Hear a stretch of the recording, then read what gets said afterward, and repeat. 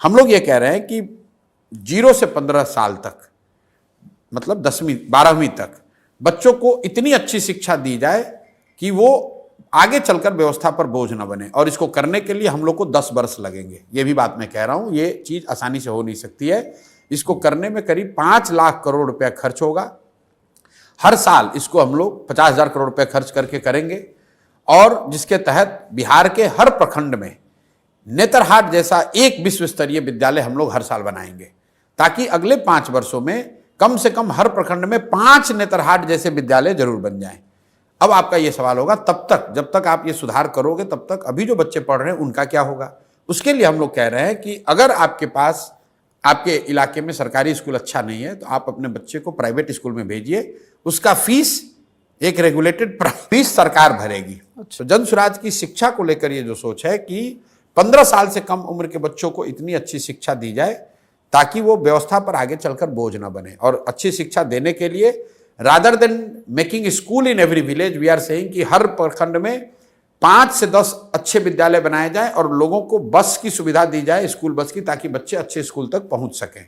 और जब तक ये व्यवस्था को बनाने में जो 5 साल समय लगे, 10 साल, तब तक लोगों को प्राइवेट स्कूल में पढ़ने का ऑप्शन दिया जाए। दूसरी बात जो हम लोग कर रहे हैं रोजगार की, 15 साल से 50 साल की उम्र के लोगों को अब वापस आप पढ़ाकर डॉक्टर इंजीनियर नहीं बना सकते हैं। उनके हाथ में स्वरोजगार के लिए पूंजी दिया जाए। 3 बातें जो हम लोग कह रहे हैं, रोजगार कैसे आएगा। पहला बात हम लोग कह रहे हैं कि उसको पूंजी दिया जाए। बिहार में पूंजी की बहुत कमी है। पूंजी की कमी इसलिए है कि हर साल बिहार से करीब करीब 2 से 2.5 लाख करोड़ रुपया बैंक ट्रांसफर कर रहे हैं दूसरे जगह। ये बिहार का पैसा है।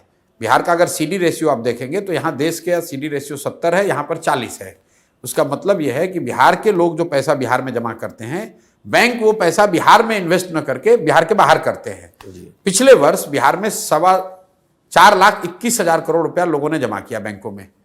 बैंकों ने लोन के तौर पर 1,61,000 करोड़ रुपया वापस दिया। बाकी पैसा कहां गया? बाकी पैसा चला गया गुजरात, कर्नाटक, तमिलनाडु, मध्य प्रदेश, महाराष्ट्र, जहां पर लोगों उद्योग धंधे लगा रहे हैं। तो हम लोग की सोच ये है कि 3 चीज करके यहां रोजगार, स्वरोजगार पैदा किया जा सकता है। पहला, बैंकों के साथ मिलकर काम किया जाए ताकि यहां पूंजी उपलब्ध हो। ये 2 लाख करोड़ रुपया जो बिहार के लोगों का पैसा है जो बाहर जा रहा है वो बिहार में ही रहे। बिहार के लोगों को लोन मिले ताकि लोग अपना घर बनाएं, उद्योग लगाएं, कृषि में काम करें। दूसरी बात हम लोग कह रहे हैं मनरेगा को कृषि से जोड़ने की, कि जो मनरेगा का पैसा है, मनरेगा का मजदूर है, जो भी किसान बिहार में फूड ग्रेन से मूव होके कैश क्रॉप की ओर जाएगा, उसको मनरेगा का किसान नहीं, मनरेगा के तहत उसको मजदूर फ्री दिया जाए।